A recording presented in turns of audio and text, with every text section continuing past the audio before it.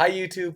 Welcome guys to what I'm going to be dubbing as the first ever story time, where I find the questions that I've been asked multiple times on multiple different platforms, whether it be YouTube, Twitch, TikTok, all of these things, and answer them. Or I tell you how my day is, or I just give you a story of how I grew into the person who I am today. I wanted to be able to make more long-winded, more in-depth videos, and that's kind of what I'm trying to achieve with this right here. So thanks for popping over to my YouTube, and thanks for attending the first ever story time. We're happy to have you here. Welcome to the Weeb Alliance. We're happy to have you here. Have you ever been embarrassed to be a weeb? Ever felt like, oh God, why does it have to be me? Why did I have to be the anime kid? Because I'll admit it, I've had moments like that. I absolutely have. I mean, I'm not saying like, oh, I'm plated against because I watch anime. Not at all. I mean, let's be real. We watch cartoons in our spare time. It's not the end of the world. But we've all had moments where we have been thoroughly embarrassed by our afternoon delight of anime. And I'd say the worst case for me ever was in high school. I was a baby weeb. I was brand new to anime. I'd only watched 3 animes. I was actually in the process of watching my third anime because, like any well-adjusted teenager, my first 3 animes were Naruto, Sword Art Online, and then straight into the deep end with High School DxD. I mean, why not, right? I mean, why not? Why not just go, Mega Shonen, Isekai, harem anime? But the problem with my third anime, High School DxD, is that I liked it more than your standard person likes High School DxD. Is what we'll say. I fucking lived and breathed High School DxD. Everything that had a screen that I owned, iPod, iPhone, computer, everything, High School DxD background. And it wasn't, oh, Zenobia and Rias, like high-fiving in a church. No, it was Asuya, Zenobia, Akano, Rias all pushed up against each other in bikinis or playing volleyball at the beach or something like that, as lewd as I could physically find it. And for weeks, maybe even months, I got away with it.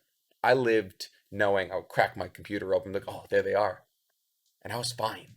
That was my own little private world. Until one day, I had to make an English presentation. I think we were covering 1984, and I had to talk about, whether or not it was feasibly or economically or ethically stable to burn books or something. I don't remember. That was Fahrenheit, whatever. I didn't learn a lot in high school. I was too busy watching High School DxD, the real high school. And I had to plug my computer into the smartboard.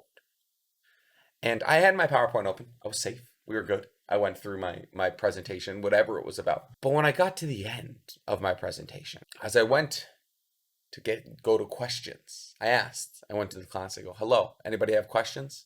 And eager to field these questions, I exited out of my PowerPoint. I didn't need it anymore, right? I'd already delivered all the information necessary. And that's when it happened. My background popped up. And it was Zenobia, Rias, Asia, Akano, all playing volleyball at a beach in bikinis. 17-year-old me had never in my life unplugged anything faster than I unplugged the HDMI from my computer. I unplugged my HDMI so fast you would have thought it was a grandma who left an inheritance to an ungrateful grandchild. Dude, I got that thing out of there.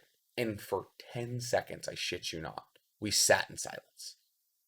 And I just saw deadpan stares of everyone realizing, oh, I'm that kid. And it was terrifying. And my teacher, God bless his soul, finally, after 10 of the longest seconds of my life, decides to ask me a question. And thank God it doesn't have to do with the High School DxD waifus.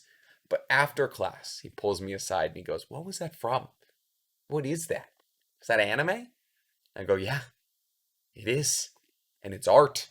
And he goes, hey, good for you, but maybe I consider changing that background to something that isn't R-rated. So when you accidentally expose it to your classroom of 17, also underage students, you won't run into these awkward situations. And it was at that moment I realized, hey, listen, living your truth, living out loud as a weeb, that's the way to go, absolutely. But maybe, make sure make sure it's within the bounds of normality, right? Because we don't need to be exposing a bunch of people who haven't even seen Naruto to High School DxD. I think maybe even I, at that point in my life, did not need to be exposed to High School DxD. That was my worst moment. What are your guys's? Let me know in the comments below. And make sure you hit subscribe, you hit the notify button, and if you don't already, follow my Twitch, my podcast, and my TikTok.